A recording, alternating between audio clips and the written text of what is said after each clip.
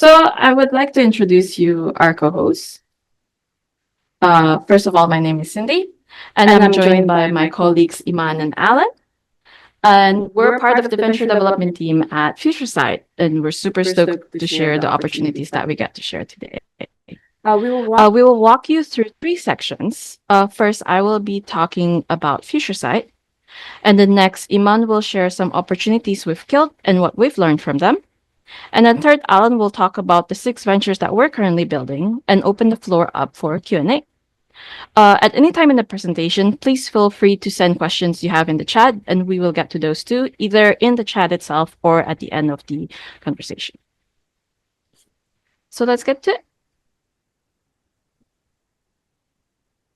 I want to start with introducing what we are. What is FutureSight? As the slide says, I'm going to read it word by word here. FutureSight co-founds and funds vertical B2B AI SaaS companies with values different really. What does this mean? Really, I'm splitting it into two things. One, we have a focus in vertical B2B AI SaaS that you will see some examples of later. And the next one is that we are a venture studio that is unlike other players in the startup ecosystem. We are your institutional co-founder. And that means we are the first money in the venture. We are your co-founding team building it with you from day zero. We are in it for the long term. We bring cross-functional expertise. And with all our experience, we're applying learnings from 100 plus ideas and businesses that we've built before or we've failed before and really give you that serious efficiency gains. How does that work? First of all, this early stages of a venture is really the highest risk stage in its journey. And no founder is truly an expert at validation because really most of their experience are in the building and not the validating. And they're going to be an expert, or you are currently an expert at making things happen and bringing that dream to reality. And we're going to be the expert at validation for you. And from our collective successes and failure building companies, we've created a step-by-step process on venture creation. It starts with us sourcing hundreds of ideas per month, finding and prioritizing the worthy problem amongst that, prototyping and validating the solution before we form and fund the companies. The ideas you are seeing today will be at the prototype and validate stage, where we're actively showing them to customers and getting their feedback. And next step, if any of these opportunities interest you, there's 2 ways to get involved. Reach out to us if you're either interested to be a co-founder for them or an advisor for them. Or maybe if you know someone who will love this product and would be willing to be a pilot customer for them. We're always excited for any of that. And next, I pass it on to Eman. Thanks, Cindy. So one of the core parts of our process at FutureSight is identifying promising signals and also having the discipline to stop when momentum is not building. We actually take pride in killing ideas that do not meet our bar because it means we are making space for better ones. We have explored and killed many ideas over the past few months as part of that cycle. I'll highlight 3 examples for you today. Each one had a compelling starting point, but ultimately did not meet our bar to move forward. Cindy, next, please. Yeah, first problem or first opportunity is sourcing Copilot for manufacturing teams. The idea was about building a Copilot to support manufacturing teams with sourcing, helping them manage supplier communication, compare quotes, review product specs, and more. So the pain point was clear. Sourcing is in this space is fragmented and manual, relying on spreadsheets, email threads, and unstructured documents. So a centralized intelligent agent could save time and improve decision making. However, we decided to walk away from this opportunity mainly for 2 reasons. First is the high technical complexity involved in making the product truly effective across different manufacturers, because sourcing workflows vary significantly from one company to another with different approval processes, vendor formats, terminology, material requirements, and more. The second reason is it was somehow challenging to engage procurement managers during validation. And without regular feedback from our target users, it was really difficult to de-risk the build or test assumptions early on. So, to sum it up, delivering real value here would have required significant customization, tight integrations, and deep vertical expertise, making the build here expensive, slow, and hard to scale. So the opportunity did not align with our capital efficient and fast validation model, and we chose not to pursue it. Next one, please, Cindy. Thank you. We also explored building an AI assistant for commercial insurance brokers, especially those working in the E&S market, where coding is slow, repetitive, and still manual, involving lots of back and forth with underwriters and paperwork. So, on paper, this opportunity checked a lot of boxes for us: high frequency tasks, legacy systems, and a large market. And actually, to evaluate this space, we worked with one of our operating partners at FutureSight who had previously built in this domain. And he acted as a subject matter expert for us and gave us a clear view of the underlying challenges.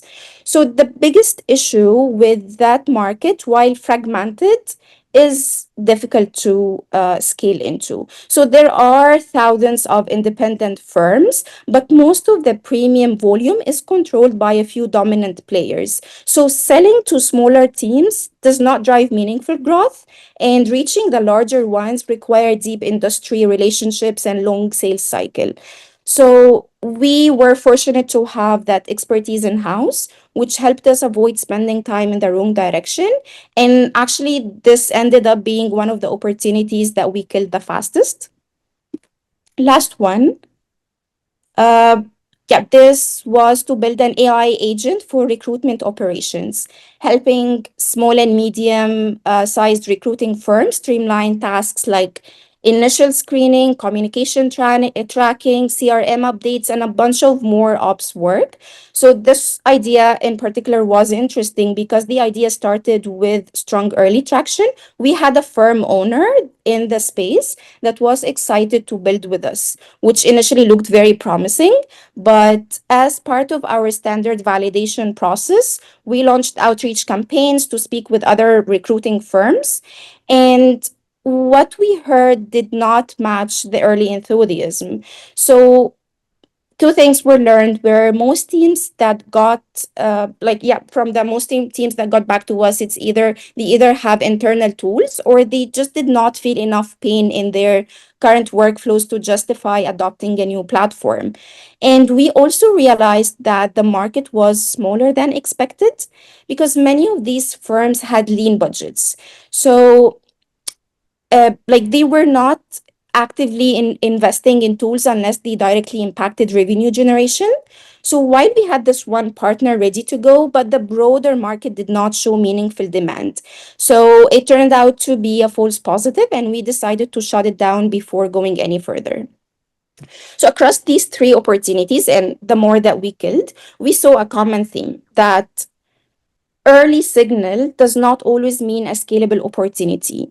Each of these ideas had strong initial appeal, like real pain points, clear workflows, even promising traction. But as we dug deeper, blockers became more clear, whether it was technical complexity, limited market size, fragmented customer base, long sales cycle, or weak demand signals. So we made the calls to step away early, and that's exactly what our model is built for. We treat kills as progress, and they help us focus our energy on the ventures that are truly worth building. And with that, I pass it to Alan to talk about the 6 opportunities we are currently pursuing and very excited about.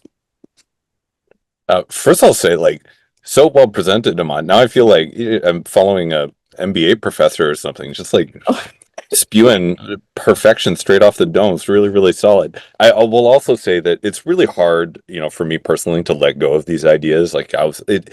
Any one of these ideas that I'm presenting to you now, as well as the last 3, you can find reasons why anything isn't going to work, and to try to create evidence driven decisions is what we do. And so behind each one of those things, Eman shared, there's hard numbers that we can compare across different opportunities. And for example, one of these opportunities in here, we launch it on the same day as one of the other opportunities that were just presented, and the difference in uptake in the market is just, it's orders of magnitude difference.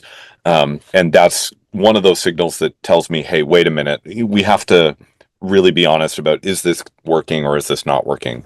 And know that, hey, there's plenty of fish in the sea. We're sharing these 6 ideas. By next month, when we do this again, some of them will have changed and we'll have new ones in here. Maybe one of these 2 will be in our graveyard. And also to say that, look, we do this very early stage scraping to check and probe these markets to see if these things are going to work. It's not guaranteed that none of those ideas would have worked. It's just we realized they weren't for us. So if anybody wants to take one of those previous ones, we're more than willing to hand it over and just say, go for it. We'll share with you anything we learned, and, just reach out.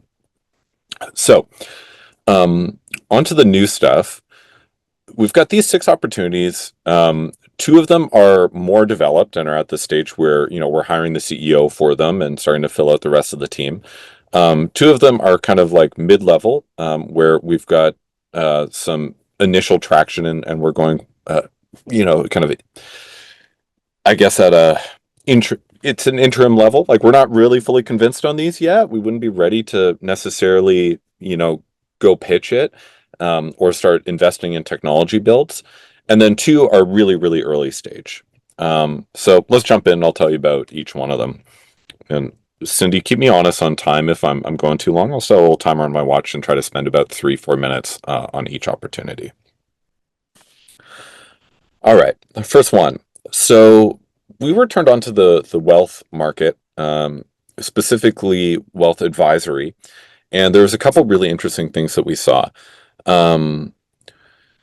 One was, there's 100,000 advisors shortfall in the next 20 years. So there's this huge transfer of wealth. I've heard it's, anywhere up to $1 trillion. There's different ways of calculating it, but essentially all this money is going from people who have it to the next generation, and that's usually more than one family. It's going into now 2 families. So there's even more requirement for wealth advisors out there, or more demand in the market, and there's less advisors. And so this is, you can see where we go with this as B2B agents, team members.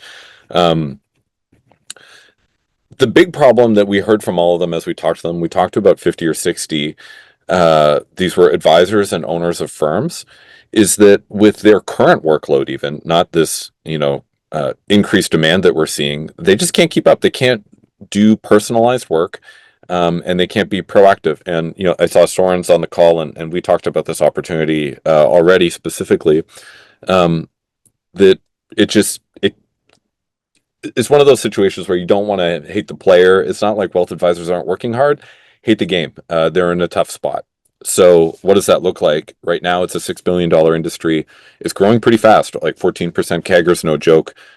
It'll double in the next 5 years. And if you think about, riding a tailwind, going into a market, these are 10-year plays, right? It's going to take time for these businesses to grow. For a market to be twice as big in 5 years than it is today is a really great scene. So what did we decide to build? If the wealth advisor is an important relationship that's not necessarily going to go away, we're going to have to turbocharge them. So that's what our solution was. So Cindy, if you go to the next slide, we're building, and we always build a click-through prototype that we can start to share and then update and change that as we go. And we had incredible interest from advisors in this. And essentially what it does is it reads all the information that they don't have time to read across disparate sources and presents them with the best planning advice that they could use, and then they can essentially get an inbox and move things through the queue in a really, really efficient way that they just couldn't do today. So it's a simple product that in this, a lot of the time we think of 3 agents. One agent is an insights agent. that looks at a bunch of things and pulls out the insights. That's the main one of this. The second would be a generative agent that is doing some work and actually responding or following up on the insight. Hey, you should send this person this information about this tax strategy. Or can it make the email and attach the file for me? Quick bad example, right? So this product is one that we're currently recruiting for. I think we've got the CEO signed on it. It might be a little late for that, but the rest of the team we're currently building out. So that's this Wealth Advisor Assistant. We're calling it Welly, and it's going to be built in to existing CRMs like Salesforce, Wealthbox, and Redtail are the big ones that are used within this space. All right, next one, Cindy. If you have questions about any of these, you can throw them in the chat. Maybe I'll see it. Here, I'll open and I'll see it. So yeah, throw in a chat. So the second one we've been looking at, and I think I saw Chad on the call, and Chad and I had been talking about this idea already as well. So this customer success AI, same problem in CS. It presents a little bit differently, but essentially customer success managers spend all their time fighting fires and not actually executing their playbook with the masses. If you have 5,000 customers as a SaaS company, it's really only economic to serve 200 to 500 of them with a human customer success team, and therefore the churn on the rest of your clientele is essentially much higher than it needs to be. So if this is the case, what do you do about it? Well, there's some light tech touch solutions that kind of will send a standard email rules-based solutions today. Most of the CSM platform market went to how do we turbocharge customer success managers, which is great, but it really only helps them with the customers they're already serving and do a better job there. None of them have been able to get a meaningful gain in terms of the amount of customers they've been able to work on, because it's mostly insights and most of the work is in the generative component of it. And there's just not that much generative work there. So what's the size of this? Again, it's growing pretty quick. The CS software market is already $2.2 billion today. 5 years from now, it'll be almost 3 times as big, 22% CAGR. Really interesting for us when we see that. That's exciting, right? So what's the solution? If you see this problem, what do you do? Well, we said, could we build a tool that looks at those 80% of your customers that you can't currently touch and serve with a customer success agent, and identify opportunities, then actually execute against those? All agentically. So kind of like bypass all the existing CS software and actually just deliver a CS agent in a box almost. So Cindy, if you go to the next slide, this is just one screenshot of our demo walkthrough that we got pretty strong interest in as well. You could see that it would be built on a series of triggers. Then it would launch an activity based on that trigger happening somewhere in a CRM or an accounting system. There's various places where we would draw the data into, maybe even from the products themselves, and then run a generative action against each one of those for everybody that it connected to. Andrew, good to see you. How will the customer success AI solution differentiate from Salesforce, since this is a strategy that they trumpet consistently? So what we've heard as far as Agentforce goes, and we had this event very recently that, as with a Salesforce consultant, and he was saying on the agentic side, so Agentforce, there's really nothing that looks anything this advanced. The training component of how to build a great CS organization is something we have a little bit of secret sauce into, and so you got to bring in advisors and people who have had experience in this piece. So you did clue into one thing, which is the easiest part of this process to solve is not the onboarding part of customer success, which is really hard. and it's going to be different for every customer. It's the renewals and commercial activities. That's where we're going to be focusing our product strategy around those activities first. We find that those are very more repeatable, and that we can bring a series of actions that are just not done inside of Salesforce today. And again, this is automatically triggered. Maybe the real value is for this is non-enterprise mass corporate. Absolutely, it's anybody who has a large-ish customer base that they can't serve. So, for example, even like a mid-sized software company, like a $20 to $50 million software company, as long as they're not servicing enterprise customers only, if they have a mid-tier anybody who's basically like above $100 a month and is worth managing their churn, because churn is, you change the retention numbers, you completely change the revenue profile of the business, right? So by focusing on that component of retention, not necessarily onboarding, again, we're not starting there, we're starting there, at that piece, it should be pretty easy to show value. And nobody's touching that today. This is a large amount of customers that usually are just sitting there. And so it's like, can we turn this on and capture some value from it? Yeah, I'll let you guys chat about the rest of this idea because I've got to keep moving. So that's the customer success AI. We're excited about it. There's some really interesting place further down the road in terms of what it could do next, but I won't get into those because we don't have time. I think recruiting for CTO and other team members at this point. Okay, next one, state tax automation. So this is super boring. This is one of those like boring, interesting spaces interesting spaces where we get excited because it's not sexy. There's not a lot of people talking about it. There's something that we could build here probably before anybody else, and that hasn't been touched by anybody else yet. So differentiation is not always core to our product strategy, but finding a workflow that is very common and has a piece that hasn't been served, that's exciting for us. So what workflow is that? Let's say you're a company and you sell in various states. In each state, you have to pay tax, and calculating how much tax you pay, it's a pain. There's a bunch of tools that solve that. So we looked at all of those tools, and when we compared all their workflows and spoke to accountants and CFOs, what they said was, yeah, I can get a lot of this work done.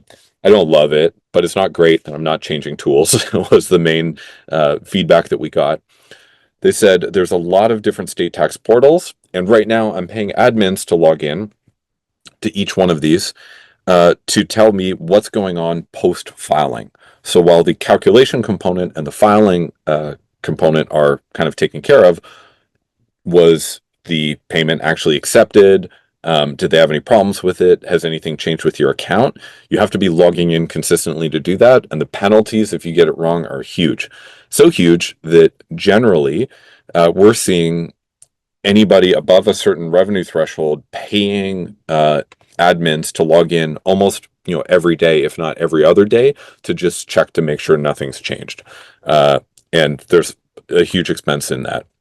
We're seeing this market as being $5 billion already today in terms of tax services, and 8.3% CAGR. So again, really strong.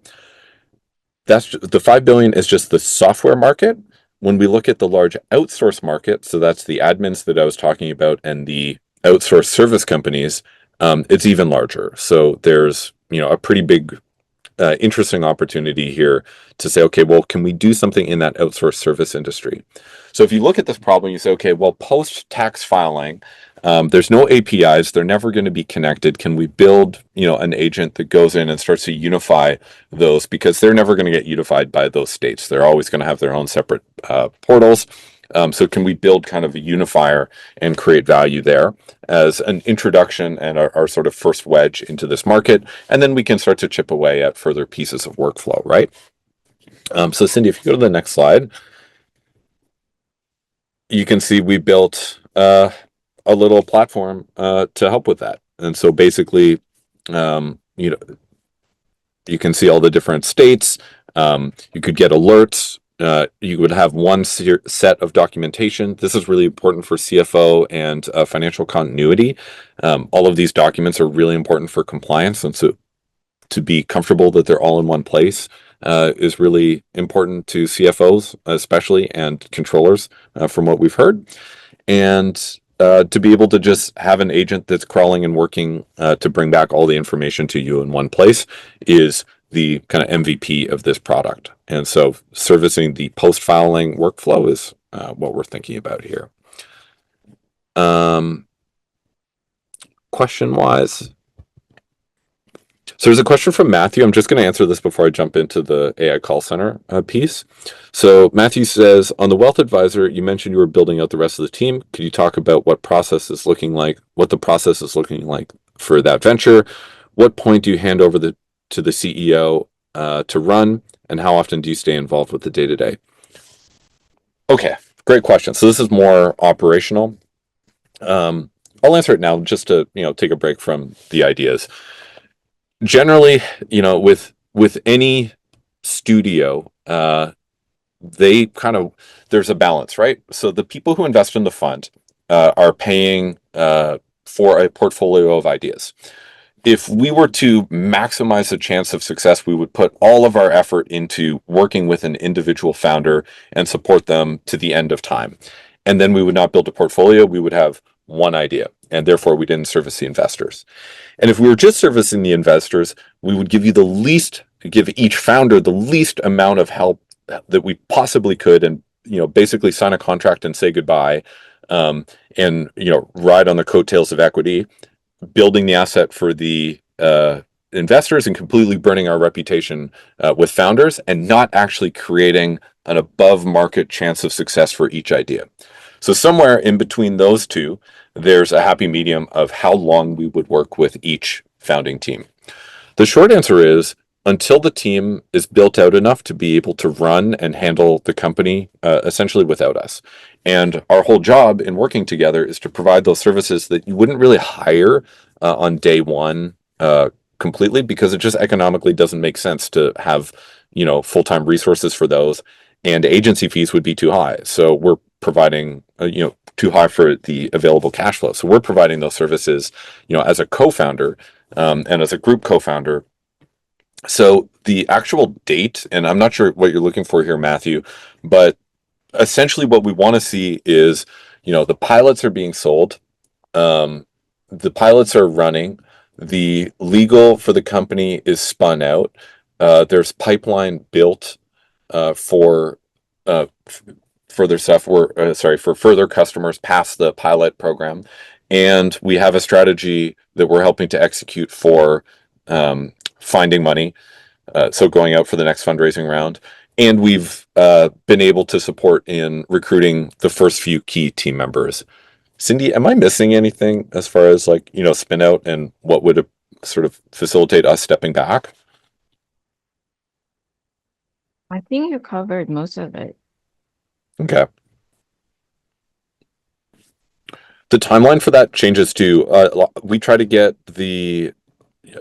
build pilots that are short and simple and quick to build, something that could happen over the course of 3 to 6 months, ideally, like that we can really deliver pilot value within that time frame, and then go start building a pipeline and revenue with real customers after that pilot or design partner piece. Okay, Matthew, thanks for the question. Let's talk about this AI call center for home services. So let's say you run a small, very small home services company. Let's say it's a plumber, not like, I'm going to call it a company, not like an individual contractor at this point, but maybe 5 or 10 techs.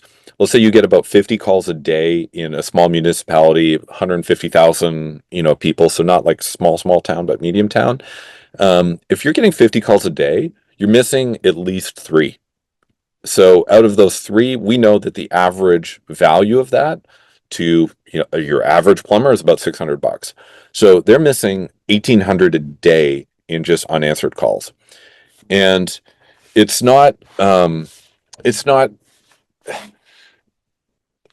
how are they going to grow, right? They're looking for growth corners everywhere, and to throw away $1,800 a day is bad business. They know it, yet they haven't been able to find a solution for it. So even if you did hire a full-time receptionist, which we've talked to many who have, sorry, I should say we've talked to some who have. Some have, worked with outsourcing companies, because generally you have to from 5 o'clock to 8 a.m., right?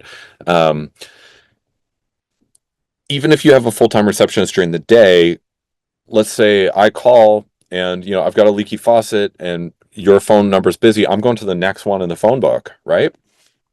So you miss my business, essentially. So what we've seen is this home services market, and, it's been a real target. The TAM for software to help, modernize the home services market has been growing super fast. There's a whole bunch of different products here, and we think that the AI phone agent, answering agent, is a really interesting one. I'll share one other use case. So incoming calls is one, outgoing calls is also really interesting. After a job is done, calling to just say, hey, there was a plumber at your house recently. We sent one over. Were you happy with how they treated you? Were they friendly? Did they take off their shoes? If somebody called you back and asked those questions, you would be like, wow, this company's really nice. I'm going to work with them again, right? If they said, hey, could you leave a review for us on Google? Those 5-star reviews are a huge currency for them. And this idea of a quote unquote happy call, as it's called in the industry, is something that they just generally never have time to do, because they can't even, answer the phone all day.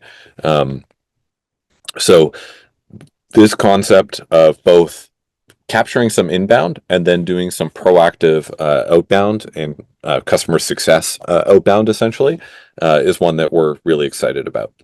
So we threw together a little agent on this, and you can see that here's just some screenshots from it. We didn't include the whole one. This one's harder to show off because it's more of a voice agent, but you could see that, hey, it's on the call with 3 people right now. It's taken 5 calls already. The average response time is less than a second.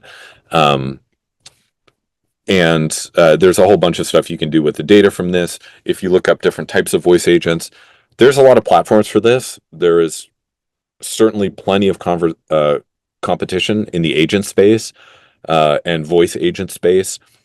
Being integrated with specific software that's specific to home services companies and really understanding their use cases is where we hope to differentiate. And so this is, again, just us building something super, super specific.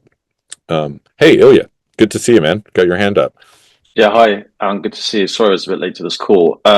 I recently, just a question about this product. I recently have dealt with a plumbing company that has a human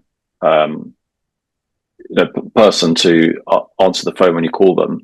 And I found that, at least from my experience and experience of people that have also gone through this, you tend to call with a relatively poorly informed question that requires expertise to get to the bottom of what the next right step is. So, an example, my air conditioner is not working. That's I've got low quality information I can provide because I'm not the expert. The immediate question is, okay, well, is it leaking like this or is it like that? And what we found is, unfortunately, with this company that we worked with, the person answering the phone has no technical knowledge. So their immediate question is, okay, well, in order to do that, we now have to schedule a call with an HVAC specialist in order just to triage what happens next. I'd love to understand a little bit how that problem could be solved with this, because I think that would be a major pain point that's sort of fixed. And the pain point comes from the client being insufficiently informed and the person on the other end of the phone not having the information either. Thanks. Yeah. So it's early days for us on this. I can share one insight that I've learned from owners is that their goal is to get people off the phone and to get texts sent to their house as quickly as possible, because they can bill for that. And problems actually get solved when there's someone on site. Getting the triage right and getting someone there, it's, is something, on fire, or is it just, not operating properly? And then, making sure that you're getting people to the right places quickly enough is kind of another problem. But we actually heard that when you get someone who's kind of technical, they try to be too smart on the phone, and then that ties up phone time, and then you start missing calls. So the idea of basically just trying to get text booked and sent out as soon as possible so that people know, yeah, there's someone coming over and I don't even need to talk about this because I don't know how to talk about this, and probably the other person doesn't either, is the way to go. So rather than trying to be smarter, being dumber and just getting someone sent to the site to take a look at it is this, whether that's the best strategy or not, that's the strategy that we've heard customers wanting to employ so far. So yeah, thanks. Thanks. That's a great way to solve that. I guess the sort of counter to that would be sometimes when it's not on fire, maybe what you're looking for on the phone is, oh, just press the green button, right? To avoid incurring that cost. But that's a great answer. Yeah. Thanks, Alan. Appreciate it. Yeah, and like really nice receptionists and people who answer the phone are always trying to do that. I think the business owner is like, no, we just want to get someone sent there. And, we can decide if we got there and it was just a green button push, we'll comp them for it today and just move on to the next call because it takes, very little time. Thanks. There usually is a charge. Yeah, Christian, like you called out, someone send over and diagnose. And as we get further into this and we sort of sketch out flesh out those use cases, we'll get a sense of what's working here and what's not. Okay, Cindy, go to the next one. Okay, so immigration workflow. This is a weird one. Oh, I didn't really expect this to come up, but it's pretty interesting. So let's say there's a few different potential people that we could work with here who have this problem. It could be corporate HR teams, it could be immigration attorneys, it could be universities and educational institutions. They make way more money off foreign students than they do, otherwise. And healthcare institutions are always looking to recruit, usually because there's just not enough people, qualified people locally. And we're talking about North America, specifically.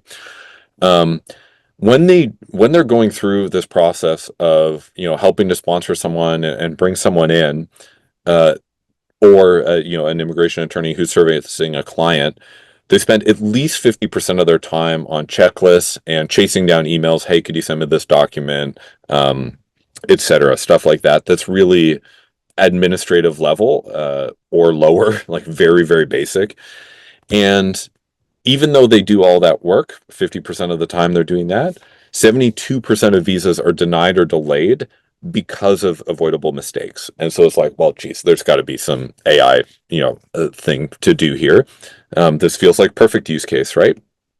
So if we say it's currently an $18 billion global services market, we know that it's about 6 billion in North America, growing to 10 billion. So again, almost doubling over the next 5-ish years. This is an exciting space. So when we think about it, the why is pretty clear. Who the right first customer is, we don't really know. We're getting really great response from people who are in corporate HR teams specifically. That seems to be the people who are feeling this problem acutely, and immigration attorneys and consultants. We're still running campaigns to the other groups, I believe, but so far we've been seeing great uptake in those compared to some other products that we've looked at. So what kind of solution could we build here? Something pretty straightforward. Again, how much of this admin work can be handled? The amount of work that's being done is really outpacing the headcount. So let's just add a bunch of AI coworkers to the mix to be able to help out here. And again, this is pretty early days, so our clickable prototype, we don't even know if they like it or not. We're just in the first series of calls around this idea. So now this is these last two ideas I'm presenting to you are the least developed of the three. So I'm going to be weak in answering questions if you have any about these, because our knowledge is just limited so far to date. Some potential ideas. Sorry, if you just go back to it, I'll read out a couple of things like, there's eligibility screening. Sometimes people just want to know if they could get in or not. That's a big part of the questionnaire there. The USCIS form and document assembly is a huge part of this, and being able to fill that in based on just conversations. It could be a voice agent, it could be uploaded documents, etc. is a big part of the administrative work here, and it's not complex. Requires it's definitely LLM work. It can't be rules based, so that's exciting, and a good reason for why I do this now. Mentorship and interview coaching. Okay, we filled out all the paperwork, but this person still needs to get through the interview. How do we make sure that they don't blow it? Right? Could be a big, interesting use case there. Some sort of dashboard for HR and legal teams to keep track of, okay, well, we're trying to fill for these roles, and here are the different people that we're trying to bring in for those, and to be able to provide some documentation to management to show how they're doing. And obviously, like, this thing can work 24/7. So, this is an error-prone, slow, siloed, manual set of workflows, and that's a great, super boring place to, create something interesting. All right, let's go to the next one. All right, AI supply chain assistant. And Ilya, yeah, most of these, we don't assume that there's nobody doing this. Each one of these opportunities, we're following some people who have found some traction in the market already. And so if we look at the three things that usually kill a company, it's going to be that you went in, or sorry, not kill, but keep it from being super successful, is you go into a market that's not big enough. You try to solve a problem that's not expensive enough, and you have a solution that just doesn't provide enough value. When we start with a company-centric approach of who's found a little bit of success already, we're kind of accounting for those three opportunities. And so while going out and directly copying them is not a great strategy, recognizing that if we draw a kind of like circle around that bullseye, there's probably something interesting for us to hit there. So going further, let's get the last one in, and I might be a little bit over time. Sorry, back one slide, Cindy. This AI supply chain assistant. So this is an interesting space. There's this on time, in full payment thing required for brokers and anybody working in supply chain, warehouses, etc. We're looking at brokerages specifically. They're handling thousands of calls every day. Their staff can definitely not follow up on every transactions. The work is to try to figure out the human work here is where is stuff? Like, has it moved the way we want it to? And a lot of this is in different freight systems, but the fragmentation between companies and systems results in calls going back and forth between people, is what we're seeing here so far. So can we fix this problem? Is it worth fixing first? What's it worth? 2 billion TAM in business process outsourcing communications. So this is, maybe we're stretching it a little bit, but it's probably pretty close to that. And AI in supply chain has been rapidly adopted. They're really excited about this space, and it's expected to grow 23% CAGR over the next 5-ish years. It's such a great use case for it. And this specific use case is pretty interesting. And so, could we, really help them automate? And so if you go to the next screen, Cindy, create autonomous AI workers available by phone, text, email, managing communications with no hold times. Could be integrated with the existing freight systems and load boards and other freight databases for real-time shipments. It could handle and trace calls. It could maintain conversational memory with context-aware interactions between different companies and different folks at each one of them, which is very complex that humans might not be able to do, especially if you don't have the same person taking the calls all the time. And remember, this is B2B, so this is brokers calling brokers and other shippers, people in the supply chain. So this is a really interesting one. We think that there's a way to make it a lot better going forward. Yep, there's some links. Thanks, Andrew, for those. And again, like there's companies already doing this, which is part of why we're excited about doing it. So every time there's a competitor, that's good news. I'll share one last thing about competition, and then we'll open it to more conversation. Is if there were five ships, five competitors, or five ships, sailing off to an island, would you be worried about there being five ships? Or if there were six, would you say that's too many? The question isn't how many ships are there. It's really about, well, what's the size of the island that we're going to? And if the size of the island is North America, I'm fine with there being 20. It's not a big deal. If we're going to the Canary Islands, it's like, well, maybe even three is too many, to bother competing with. So we really look for the idea of uptake, and not necessarily how many competitors is there, but how much uptake is there in that space. And so in each one of these spaces, when we're calling, one of the things we're talking about is, have you used a tool like this, or are you using one?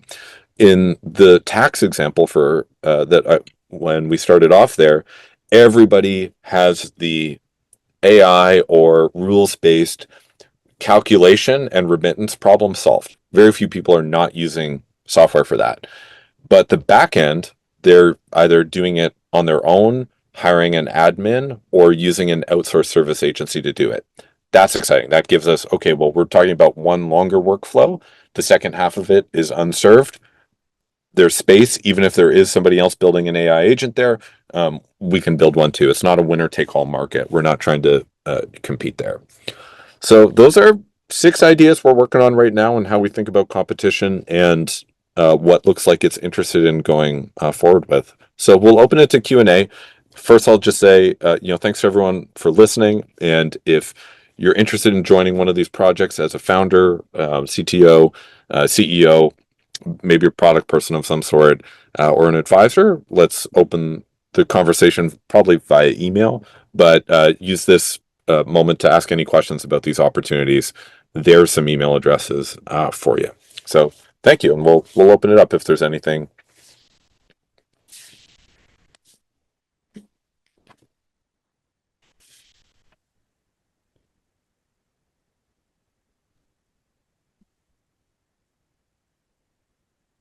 Ilya. Yeah, thanks.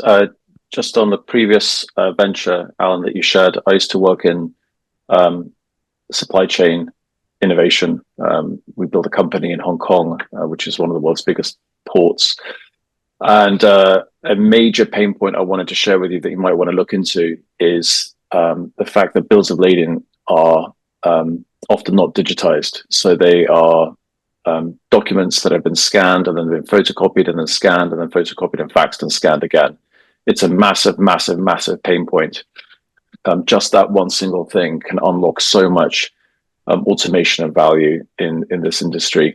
The other one is the enormous challenge around HS codes. So at every port where there's a taxable event, the understanding of what you're shipping has to be sort of done.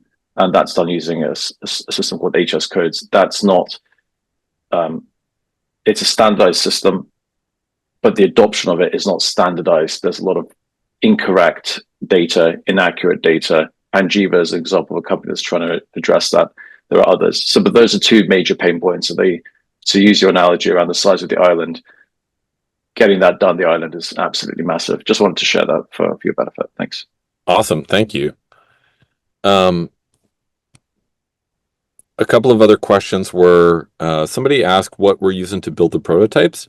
So we use Replit. Asset is the person responsible for these. Asset, do you want to talk about the workflow that you use, or share how we do that?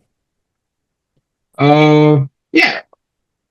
There's absolutely no rocket science, at least in the AI age, but majorly we use Replit, but most of the inputs come from the brainstorming and the searches and discussions that we do internally to figure out what idea and what features and what tool makes sense. And that, when we put together into Replit with software best practices for MVP, is what generates the prototypes in the first draft. And then, as Alan said, we iterate on them. We keep those replit prototypes an active part of every discussion that we go to around the idea. And then with every discussion, we figure out something to improve that prototype, something to change, something that makes more sense. That is how it evolves. After generally 4 to 5 iterations, we start seeing some stability in the prototypes, and that is when um, we start fixing it more towards a more functional tool. So that's it. All right, thanks, dude. Angelo, you were asking about some more use cases in the CS project that current CS CRMs would not solve. It's been a while since I've been at that level with the use cases. I'll speak more generally, which is that the CRM will often, you could build rules that would flag all of this stuff, and CS teams do that. The hard work is not necessarily in identifying these really basic opportunities, like someone hasn't logged in 7 days. It's actually doing the follow-up work on that, because again, we're talking about thousands of potential people to work with. And so what is the playbook for that outreach, and what is the action? It might not be starting a conversation, right? It could be and again, we've got a kind of entire set of playbooks. What I can say is that all of those actions, very few of them can be taken directly in the CRM without a little bit more knowledge. And a pattern that we tend to see is, as annoying as it is to actually connect more than one, if you're saying, how would you provide this service? You need access to more than one database, and that's going to be really annoying to do that. It's like, well, yeah, it is going to be annoying, and that's what's also going to keep the incumbents or these large platforms from doing it. It's a specific bespoke integration that's not good for everybody. It's good for our customer set. So it does provide a little bit of a moat. If all you're really selling is data inside out, like, you're kind of toast, because anybody can do that. If you're collecting and connecting a series of disparate systems, you're providing value that less people could theoretically provide, and that giving part was yourself actually not. a That better. last part wasn't clear to me. The part about connecting different data sources as opposed to the one. So if you're doing that, then I think you're bringing more intelligence to the agent that they can act on, and be more proactive. So I would agree with that. That was the part that wasn't clear to me. Okay. Cool, man. Christian had a question. Oh, sorry. Thank you. See Christian. He's peaced out already. Let's see if there's any other question. Angela, I'll come back to you in a minute. Okay, so yeah, let's do yours. With Wealth AI, are there pivots being currently or pilots being conducted with current advisors? No. So we don't launch the pilot until we've got the CEO on board. Just in terms of who's managing that and building those relationships, because that's so important. We don't dive into that ourselves until we've got more of the team going. But usually when we're finishing those calls with existing people, we say something like, people who are in the discovery and solution validation phase, and then we're trying to get them sold on the pilot. I'll ask them, hey, where do you want to go from here? And if they say, well, could you talk to my IT guy to see if we could use this, or like, yeah, when are you selling it? I know that they're a higher percentage chance of closing on a pilot, and so they're at the top of our list for when the CEO comes in. They'll be working with them. Andrew, thanks for offering experience with Salesforce. We'll bug you about it since we're in touch. Ronak, how do we get the right users for early validation and assumptions testing to de-risk the build? So actually, you know what, Eman, would you like to share a little bit about how we do outreach? Yeah. Sure. So over the past few years, I'd say we have tested multiple channels for outreach to reach these potential users and SMEs and ex employees of competitors and all of that. And the current process is once we identify the ICP, we generate a list of 500 leads, and we have a message sequence that we iterated on for so many times that we currently use, and we just reach out with the problem that we are trying to solve and what we are thinking and try to get them on the phone and just be upfront about everything that, hey, we are trying to build this and solve that. And if they are the early adopters persona, which we try to focus on identifying our ICP, they get engaged with us. And sometimes, like, these whole strangers just turn to our pilot customers. Thank you. There's a little conversation around Lovable versus Replit, and Asset answered that question. Question around cybersecurity requirements for enterprise, and Asset answered that question too. That really it is about the MVPs are there to promote value. So those interfaces that I showed you, that's not going to make the final product. Like, those interfaces suck. But what they like to use them every day, they'd be terrible. However, what they do a great job of is communicating value of, like, this is what this product could do. Would you be excited about this, working with this product? As soon as you used it for an hour, you would be so frustrated because the workflows wouldn't be quite right. We're not trying to solve for that, really early stage. We're trying to solve for, hey, does this create the value that you need or that you'd be excited about coming to work with us on? That's all these do. And by making it a clickable prototype rather than, a screenshot or, more of like just a Figma, even a Figma mockup, it makes it feel so much more real. And their belief that this could be a real product is just much higher, and their willingness to come work with us as opposed to, oh, this feels like it's much further away. So it just helps make the sale a little bit earlier. All right, I think we're at the top of the hour. I want to finish on time and say thanks to everybody for being here. You've probably all got 1 o'clocks to run off to. So thanks to everyone for joining. Shoot us an email, stay in touch, and we'll see you here next month with our next crop of ideas. Thank you, everyone. Thank you so much, Thank everyone. you. Have a good rest of your day. Bye bye.